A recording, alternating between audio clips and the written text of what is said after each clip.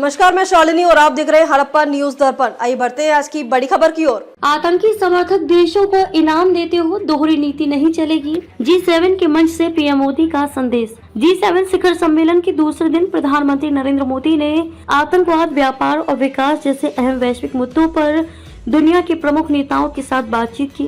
Canada के Kananaskis में आयोजित G7 आउटरीच सत्र को संबोधित करते हुए पीएम मोदी ने आतंकवाद के खिलाफ भारत की सख्त नीति को दोहराया और इस वैश्विक खतरे के खिलाफ एकजुट होकर निर्णायक कार्रवाई की मांग की। आतंक समर्थक देशों को इसकी कीमत चुकानी होगी। प्रधानमंत्री मोदी ने कहा, वैश्विक शांति और समृद्धि के लिए हमारी सोच और नीति स्पष्ट होनी चाहिए। यदि कोई देश आतंकवाद का समर्थन करता है तो उसे इसकी कीमत चुकानी होगी। उन्होंने ये भी कहा कि अंतर्राष्ट्रीय समुदाय की कार्यवाही में दोहरा मापदंड नहीं होना चाहिए। प्रधानमंत्री ने स्पष्ट रूप से कहा, एक और हम अपनी पसंद के अनुसार विभिन्न प्रकार के प्रतिबंध जल्दी से लगा देते हैं, वहीं दूसरी ओर जो देश खुलेआम आतंकवाद का समर्थन करते हैं उन्हें पुरस्कृत किया जाता है। ये दोहरी नीति बंद होनी चाहिए। विदेश मंत्रालय के प्रवक्ता रणधीर जायसवाल ने एक्स पर जानकारी देते हुए कहा, प्रधानमंत्री ने आतंकवाद के खिलाफ भारत के रुख को दोहराया और पहलगाम में हुए जघन्य आतंकी हमला की निंदा करने के लिए नेताओं का आभार जताया। उन्होंने आतंकवाद को बढ़ावा देने और समर्थन देने वालों के खिलाफ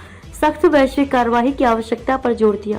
पीएम मोदी ने G7 मंच से ग्लोबल साउथ के मुद्दे भी उठाए। गौरतलब है कि 22 अप्रैल को जम्मू कश्मीर के पहलगाम में हुए आतंकी हमले में 26 लोगों की जान चली गई थी। इसके जवाब में भारत ने ऑपरेशन सिंदूर को अंजाम दिया, जिसमें पाकिस्तान और पाकिस्तान अधिकृत कश्मीर POK में मौजूद आतंकी ठिकानों को निशाना बनाया गया। प्रधानमंत्री ने G7 नेताओं के साथ अपनी बातचीत को उत्पादक बताया और कहा कि चर्चा वैश्विक चुनौतियों और बेहतर भविष्य की आशाओं पर केंद्रित रही। प्रधानमंत्री ने अपने संबोधन के दौरान ग्लोबल साउथ की चिंताओं और प्राथमिकताओं पर ध्यान दिए जाने का भी आह्वान किया। उन्होंने कहा कि भारत ग्लोबल साउथ की आवाज को वैश्विक मंच पर पहुंचाना अपनी जिम्मेदारी समझता है।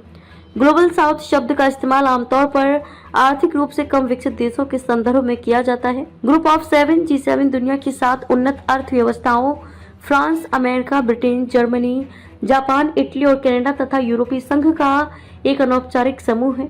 इसके सदस्य वैश्विक आर्थिक और भू राजनीतिक मुद्दों पर चर्चा करने के लिए हर साल G7 शिखर सम्मेलन में मिलते हैं। खबरों में अब तक के लिए बस इतना ही। फिर होगी आपसे मुलाकात, तब तक के लिए नमस्कार और देखते रहिए हड़प्पा न्यूज दर्पण।